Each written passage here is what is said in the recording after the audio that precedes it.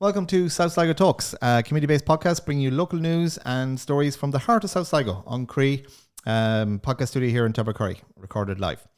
I'm your host, Richard McCarty, and this week's episode is all about the Cloonacool Sheep Festival. And here to talk to us about it is Pat McCarrick. Welcome, Pat. Thank you very much. Thanks for joining us. So we're going to go through a list of questions with Pat, but what we have this week is we have some community news that's been done by some of the TY students. So I'm going to cut to that and here's some community news from Kate and Tara.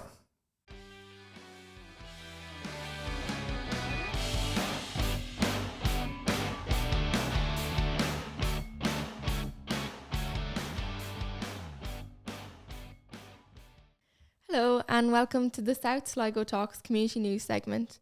My name is Kate and I'm here with Tara, and we're going to be bringing you all the latest news from the past week from all over South Sligo. Firstly, I think it's only proper to mention the recent success over the weekend as the Sligo senior men were named Alliance Division 4 League champions after their nail-biting defeat over Wicklow in Croke Park. Despite a rather flat first half, Sligo pulled through in the end to win with a scoreline of 210 to 14 points. Captain Niall Murphy, who himself contributed 1-4 to the 8th county, heartwarmingly dedicated the win to former Sligo and Curry footballer Red Oak Murphy. It's safe to say the county where black and white thinking was coloured by a bit of red. Congrats to local members Eddie McGuinness of Tubbercurry, Nathan Mullen of Coolani Mulnabrina and Alan Riley of Curry. Congratulations to the extended panel and management. We'd like to wish the Sligo under-20s the best of luck as they begin their Connacht campaign this week. They take on Roscommon in Hyde Park. They head into this championship under the direction of Paul Henry from Curry. We wish him and his team the very best of luck in the season ahead. In more sports news, St. Shacta's under-14 girls added yet another Connacht title to their collection as they overcame Clare Galway last Thursday with a scoreline of 213 to 111. Congrats to all involved. We would also like to send our congratulations to Mary Johnston from Cloonacool on her recent athletics success. Mary took part in the World Masters Athletics Championships in Poland. She came 5th in the indoor 3,000 metres and 2nd in the cross-country 8 kilometres event. Well done, Mary. Another success for St. Tractas, but this time not in sport, as 4 TY students took place in the Student Enterprise Competition in the Sligo Park Hotel on Thursday the 23rd of March. They received a special merit award for their mini company, Headband Headers, which sold headbands in the school colours to support the school's recent sport successes in aid of Northwest Hospice. Well done, girls. More St. Tractas news. Well done to Adam Kennedy, Owen Kennedy, Cathal Lang and Mike Gallagher from St. Tractas, who took part in the Certified Irish Angus Schools competition in Croke Park last Friday. The competition challenges students to rear 5 Irish Angus calves and learn about the care and attention required to produce quality beef for consumers. Well done to all involved. In other news, this week the first flight from Knock Airport to Heathrow took off. This will enhance the connectivity opportunities from Knock greatly and hopefully bring more tourism to the west and hopefully South Sligo too.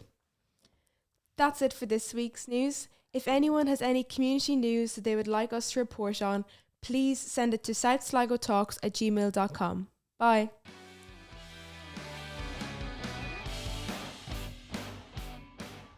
Thanks, men, girls, and we're back with Pat here from the Cloonacool Sheep Festival. So I suppose we start off with, what is the Cloonacool Sheep Festival? Well, it's a tongue twister. It's a tongue twister, obviously. Yeah. The Cloonacool Sheep Festival, I suppose, is a showcase for our village and for our traditions based on sheep farming. Very good. And when is it happening this year? This year it's happening in September 21st to September 24th. Okay, very good. So as soon as the ploughing is over on the Thursday, you jump in your car and you'll be heading up to head Cloonacool. for Cloonacool. Very good. So where did the idea come from? Well, the idea came from a thinking that we had in our community back in 2018, where we brought together all of the various community groups in the parish, and we basically had a thinking. So a non-political thinking, as they call it. Non-political thinking. And at that, things like people were asked questions like, what do you think your community is going to look like in 5 years' time? What do you think it's going to look like in 10 years' Great time? questions. Yeah, it was very interesting actually in hindsight. And I suppose the whole question was, what do we want to do about that, or what kind of things do we want to do? You know, do certain groups need to work together? Do we need additional groups? Do we need new projects? What do we need to do so that our community will still be vibrant and maybe even bigger and better in 10 years' time? So a number of ideas came from that. One of them was our community cafe. One of them was the walk area around our pitch at the community park. And another one was the idea of having a festival once a year for the village. Very good. And I suppose we'll say the festival itself, like you said, it's Sheep Festival. It wouldn't be a competitive, it'd be more kind of like family based kind of festival? Absolutely. It's a family day out. Great. Basically, where we showcase our community, our countryside and our farming tradition, which is based in sheep. Okay. And the fact that we thought we'd have a festival was a no-brainer. What the theme of it was to be was something that, you know, our subcommittee figured out as we went along. And we thought, I suppose, the most activity in the parish is based around sheep and sheep farming. Yeah. Practically every farm. And there's also a long tradition there of sheep farming, back the traditional type of sheep farming where men who worked full-time at farming worked with the seasons to basically get the best results they could out of their sheep flock to support their families. So we thought that was a very worthwhile thing to highlight and to bring forward, both not only to, I suppose, inform people outside our region, but to inform many people inside our region. Now, we would have a lot of people living in Cloonacool whose origins weren't in the parish or weren't in sheep farming. So They'd be the blow-ins like myself, you know, the kind of... Well, yeah, but blow-ins are always good, you know. That's the community. Fresh meat. Absolutely. And I suppose that there still is kind of, when I say that it's a non-competitive competition, I suppose the farmers themselves would have a little bit of competition between themselves when they're doing the... Oh, God, yeah. The sheep. Like the centerpiece, I suppose, of the festival is our annual sheep show, the Cloonacool Sheep Show. It's like an event within an event. And that attracts sheep farmers, sheep men from all over Sligo, North Mayo, down West Mayo, Roscommon, Leitrim.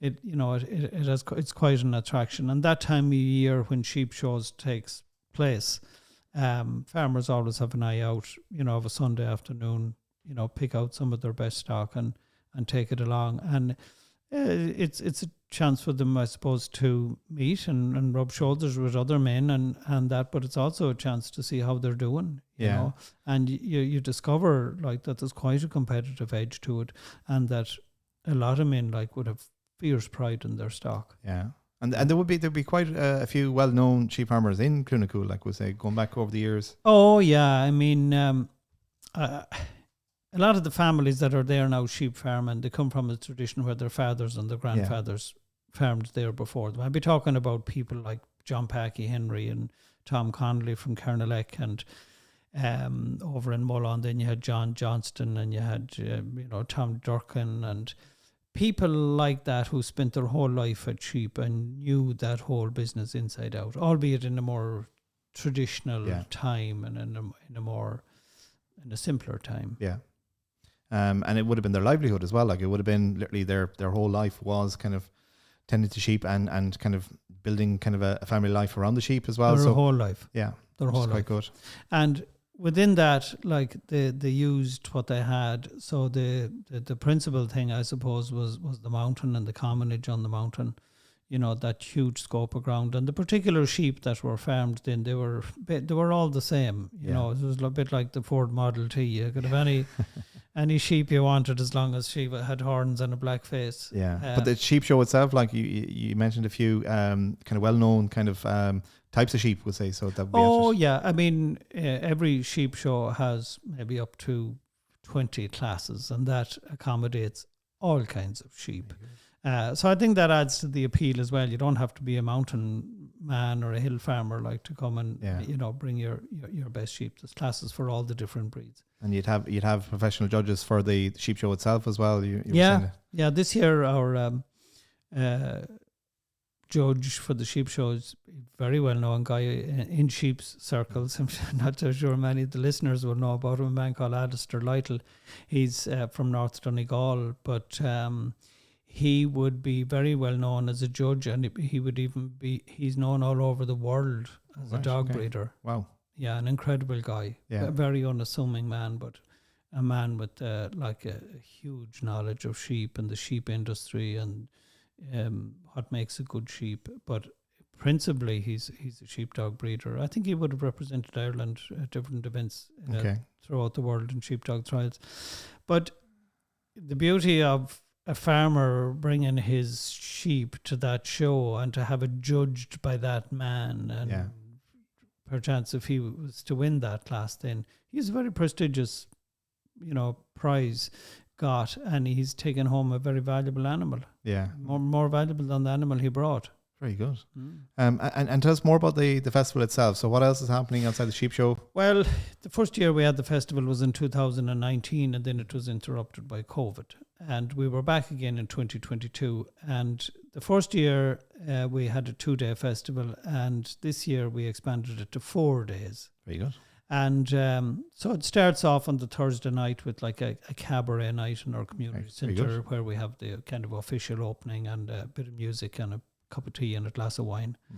And our Friday events, then we also each year do a project through the local school, because we think there's an educational aspect to this, and if we don't inform our own before we start, that that would be remiss of us.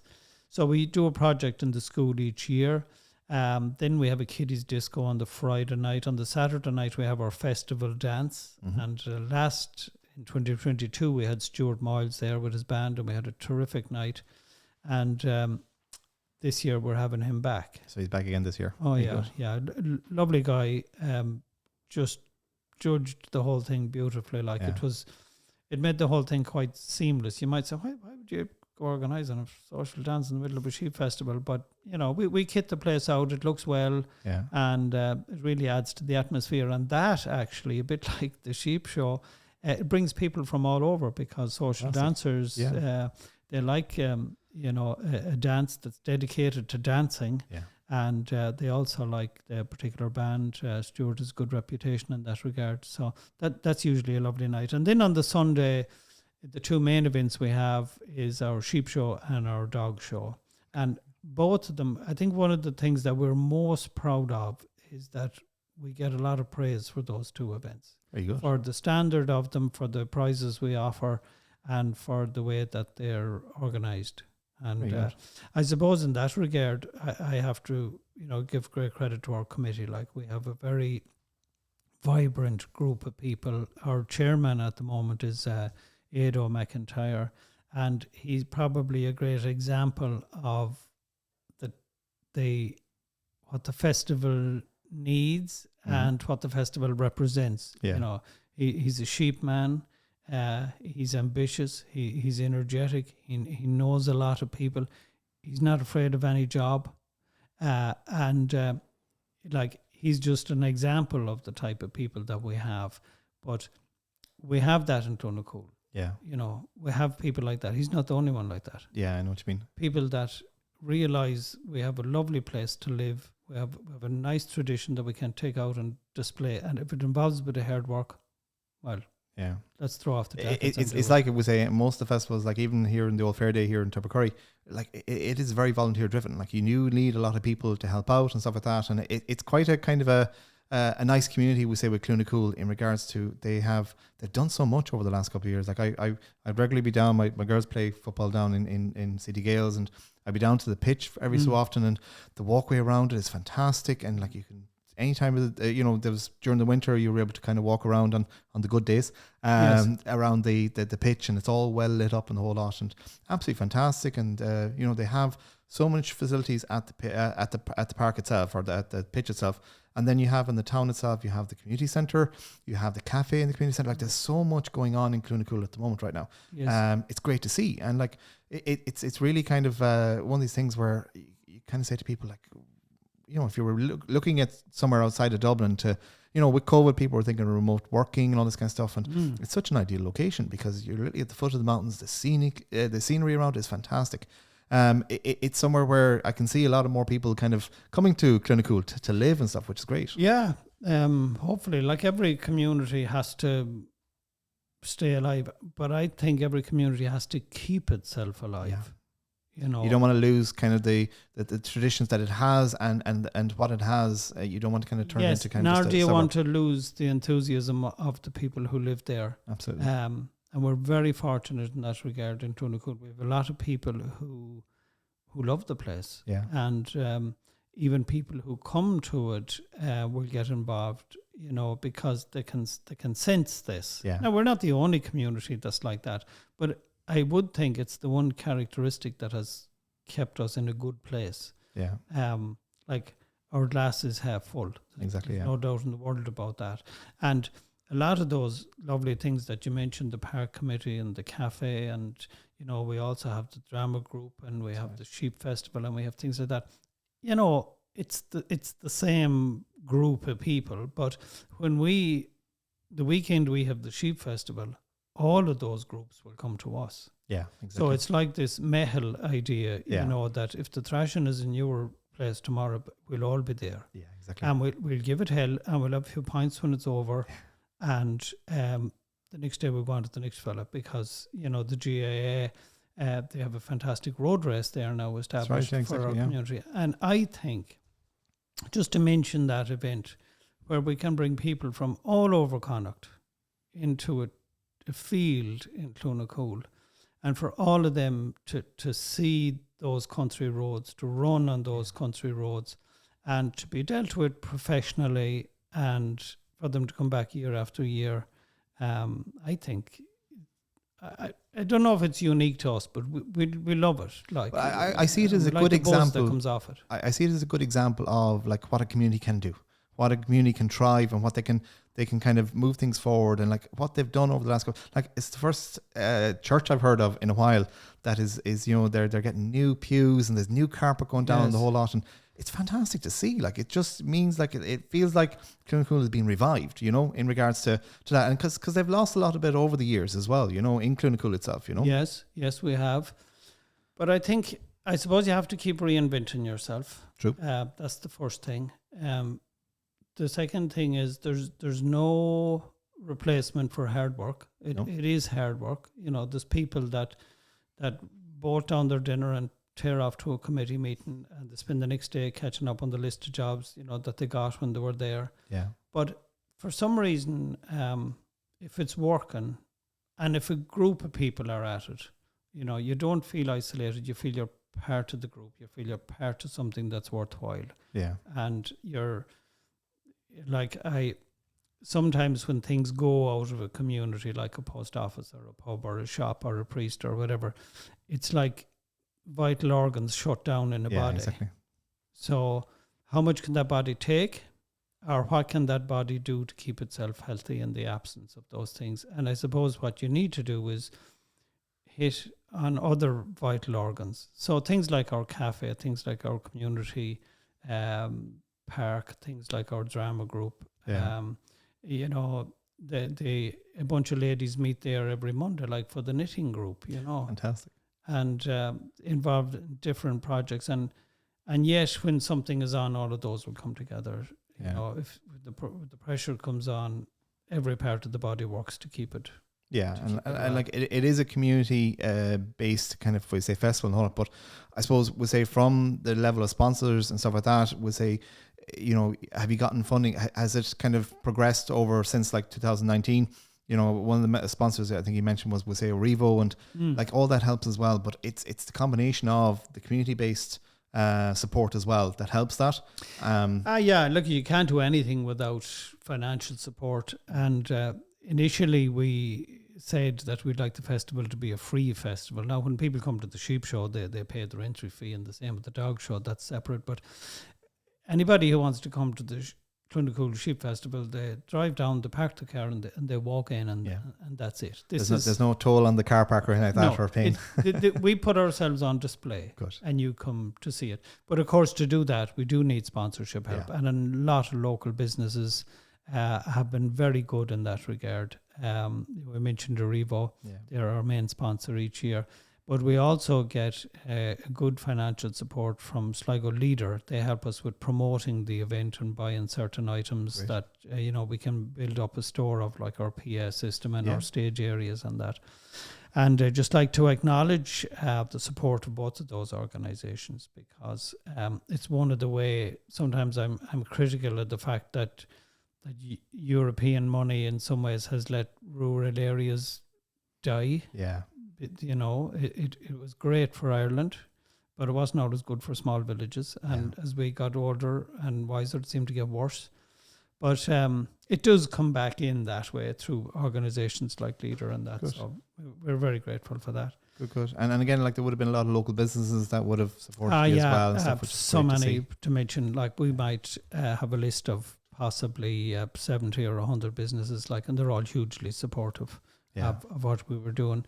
I mean, the other side of it is everybody in Cloonacool does business somewhere else. That's true. So we go back there, and it's a bit like your real rewards, I suppose, on a grand scale. But people are very good, and that allows us to do it. So we put that along with our own idea. Going back to the sheep show, the way that principally that's funded is the families I mentioned that had very long associations with the area and with sheep farming. Those families continue to support the thing by providing the sponsorship and providing the trophies for the different classes in the sheep show. And we think that that's a lovely connection as well. Absolutely. And like these would have been, we say local people that might have passed away, but the family are continuing the tradition. Exactly. Which is fantastic. Yeah, people like I mentioned earlier, like we'll say Tom Conley and John Packy Henry and men like that were steeped in sheep, and their fathers before them. Very good. So now their families are there and they're presenting the cup in memory of those lovely. Men. Maybe to some fellow from Belmullet, that has come over with a trailer load of sheep. It's just lovely. And we every year we pinch ourselves when that's over. We say, my God, that felt so good. Exactly. So. And like you said, it's not just for farmers. Like we say, it's family based. It's kind of people bring the whole family, and there's a lot going on during the festival itself. Absolutely. I mean, we have a class for young handlers. It's the most subscribed class in the whole show. Little ones in, and I don't know if we talked about the competitive aspect of it, but even those little people, they want to look well and they want their sheep to look well, and they're so pleased to be in there in the ring and to be judged against others. Good. Yeah, that's good to see. And like we say, we touched on like what's happening in Cloonacool in regards to the cafe and the Cloonacool players and the stage there. Like they have a facility there too. I was out there recently, and like there's the sound paneling on the walls and everything for the community centre itself, and you have the stage and everything, so they can actually hold plays and everything out there. Yeah, the community centre itself was recreated about 10 years ago, and I suppose one of the things that was noticed about it early on was that it had a bit of an echo, but recently that soundproofing has been done, and as I speak there's a project in place to enhance the stage area. Very good. So that's going to make the place really user friendly. It's going to be a new stainless steel kitchen installed there as well. Perfect for the cafe and for the cafe and for various events that might take place there. I mean, I have an ambition sometime to see a wedding in Cloonacool. You never know, you might. Like where people would come and exchange their vows in that beautiful church there beside. It is a beautiful church for weddings. Like I've beside done many the- weddings there, and just the river beside it and everything. And Yeah. you know, it's such a nice church. The bell outside as well, kind of as you're kind of coming down the hill, you have the bell for the church I mean, and stuff. So I it's think- quite nice. And then over to the community centre, you know, for your meal and your dance, because you know, all any wedding is a ceremony and a meal and a dance. Yeah, true. And it can be anywhere. And I would love to see the day when one of those happens in Cloonacool. And when places like the church, you know, can receive a fee for hosting a group of people that come down here from Wicklow. I know there's churches in places like the Wicklow Mountains that are doing this. Yeah, Why not us, you know? absolutely. And I know that there is no community that would embrace that more than ours or do a better job on it if the opportunity came our way, you know. That's very good. And like there's a lot happening kind of down the, it would say in the future for Cloonacool, would say, where do you see, so you had the thinking, was say back in 2019 or was it before 2019? 2018. 2018. Yeah. Do you see yourself having another one to see kind of where Cloonacool's going in the next 5 years? We probably have enough to be going on with, but it was a great exercise. Yeah. I mean, some of the things that we talked about at that thinking, like the prospect of the post office going, the shop going, the pub going, the priest going, they were all in the future. Yeah. And they've all happened. Yeah, exactly. But a lot that you aimed to, that you strived to do, like we'll say the community centre, the walkway around the community park, like you've achieved quite a lot as well, which is fantastic. Oh yeah, I think like for every punch we got, we gave two back. There's Good. no doubt about that. Yeah. Like, and I think people do feel good about that. And the things that happened weren't anybody's fault. Yeah. It's what has happened in all rural villages and all rural areas. You know, you can't insure a pub, you can't run a pub, you can't keep it stocked like with 5 or 6 people, you know, coming in and out. And But that cafe is quite busy. I've passed it Yeah, numerous yeah. times, and which is great to see. no, Kind of, you know, I know everything kind of traditionally surrounds the pub, and it's great to see kind of it moving to kind of an alternative to the pub, would say, would be the cafe that people can meet up. And I do see quite regularly a lot of people kind of meeting up. oh, absolutely. And going for a tea and you know, coffee there's there, which is there's great. a core of about 25 volunteers, like Brilliant. you know, running that, and there's another core of about 6 people who do all the home baking for it. Fantastic. And that's And creating business as well, so which is quite good to see. it's creating business, but it's creating a great community spirit. Yeah. You know, And down the line, we'll say, if you see, we'll say, you know, hopefully we'll have a greenway in the next couple of years. hopefully. You know, that'll bring a lot of kind of tourism to Cloonacool. Like we'll say, do you see that happening? Yeah, absolutely. I mean, if the greenway, when the greenway happens, we'll go when. when the greenway happens, the potential for South Sligo is unfathomable. Yeah. Because let's face it, it's not a big region, but we're untouched, we're unspoiled. But if that artery goes through the middle of South Sligo, every place is connected. Yeah, absolutely. And it'll Every raise a place. lot of communities up, which is great to see. And that's when you'll see people from Wicklow and Dublin and Louth and Waterford coming to the Cloonacool Sheep Festival. Because good. they will come to the Greenway and they will visit the Tabacurry Old Fair Day. They will visit these fringe Yeah, events and exactly. these places that they've heard about. I mean, there's a festival, Ballydahab down in Cork.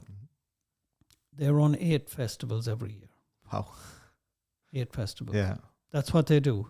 And they have people coming at all times of the year to do all kinds of things, from throwing turnips like to cookouts and stuff like that. They have a festival every bank holiday weekend. Fantastic. And you know, that opportunity is here with us. You know, we have things like the Fair of Curry, we have things like Yeah, the Old Fair Day, absolutely. we have things like the Cloonacool Sheep Festival. You know, we have the Camino in Killarney. We have all of those things, but we need to join the dots. And Yeah. I think, even though I'm veering away from Cloonacool a little bit, the Greenway is the centerpiece for all of those. Yeah, absolutely. Absolutely.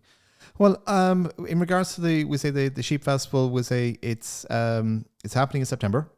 Yes. So hopefully we'll get you in before then as well to kind of give us any updates to it. That'd be lovely. I'll give you closer the to time. updates. Absolutely. And we're sure we might even organise a live broadcast. We might be able to do that. Will Yeah. that be, if that week, if the South Sligo talks was accompanied by the backdrop of sheep Now you're bleating talking. and Yeah, absolutely. And regarding, we'll say like the dog, we'll say the dog show and the sheep show, we'll say, have you had any? They're not in the same place. They're not in the same place. I was about to say, they're kept well apart. Well, that's good. They're well apart, and it worked beautifully. The dog show was held in our new green area, and it was spectacular to look over at it last year and see it full of people and full of colour. It was just great.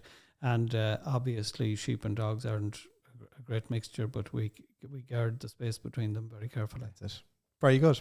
Well, listen, thanks, Min Pat, for coming in and chatting to us. It was great to hear, and we wish you all the best with the Cloonacool Sheep Festival. I think I'll have to pop out there in September as well and see. We'll have nice weather in September. We know the Indian summer, we'll get some nice weather for it as well, which is good. That'll be great. Fantastic. Thanks for you so joining much. us. You're more than welcome. Thank you. Well, that's it for this week. Thanks a million, guys, for tuning in.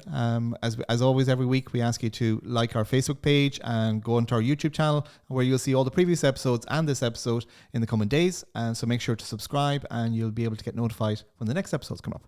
So thanks again for joining us, and we'll see you next week.